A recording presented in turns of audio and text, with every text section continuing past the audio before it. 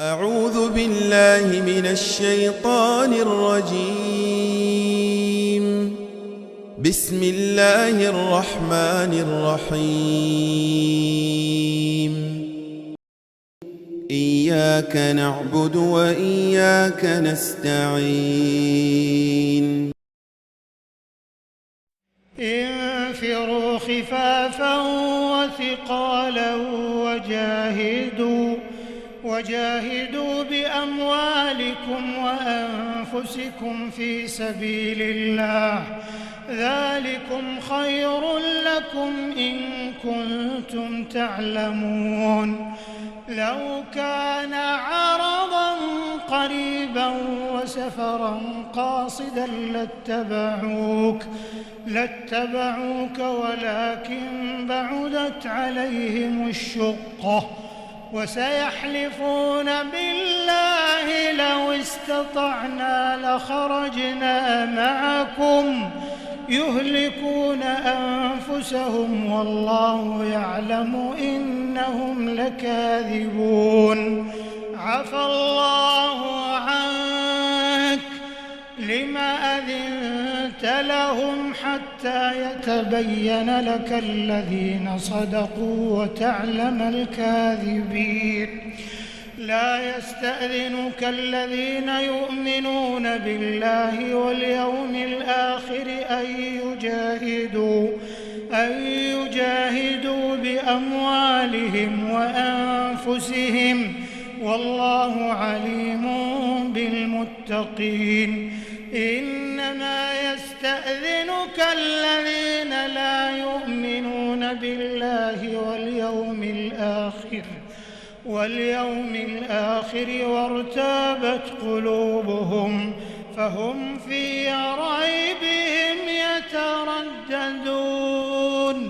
ولو أرادوا الخروج لأعدوا له عدة ولكن كره الله بعاثهم فثبطهم وقيل اقعدوا مع القاعدين. لو خرجوا فيكم ما زادوكم إلا خبالا ولأوضعوا خلالكم يبغونكم الفتنة وفيكم سماعون لهم والله عليم بالظالمين. لقد ابتغوا الفتنة من قبل وقلبوا لك الأمور حتى جاء الحق وظهر أمر الله وهم كارهون. ومنهم من يقول ائذن لي ولا تفتني ألا في الفتنة سقطوا وإن جهنم لمحيطة بالكافرين.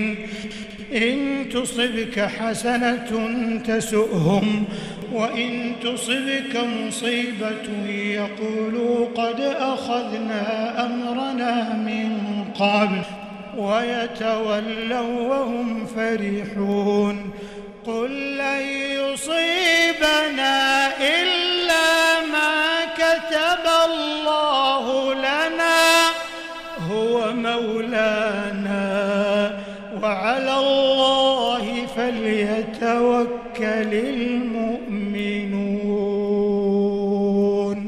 قل هل تربصون بنا إلا إحدى الحسنيين ونحن نتربص بكم أن يصيبكم الله بعذاب من عنده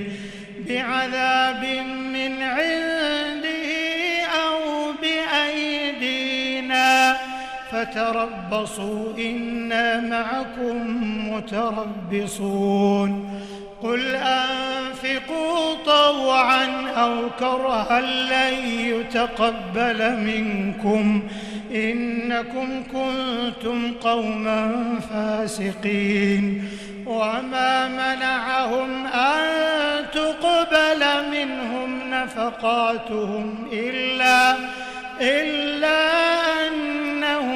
كفروا بالله وبرسوله ولا يأتون الصلاة إلا وهم كسالى ولا ينفقون إلا وهم كارهون فلا تعجبك أموالهم ولا أولادهم إنما يريد الله ليعذبهم بها في الحياة الدنيا وتزهق أنفسهم وهم كافرون ويحلفون بالله إنهم لمنكم وما هم منكم ولكنهم قوم يفرقون لو يجدون ملجأ أو مغارات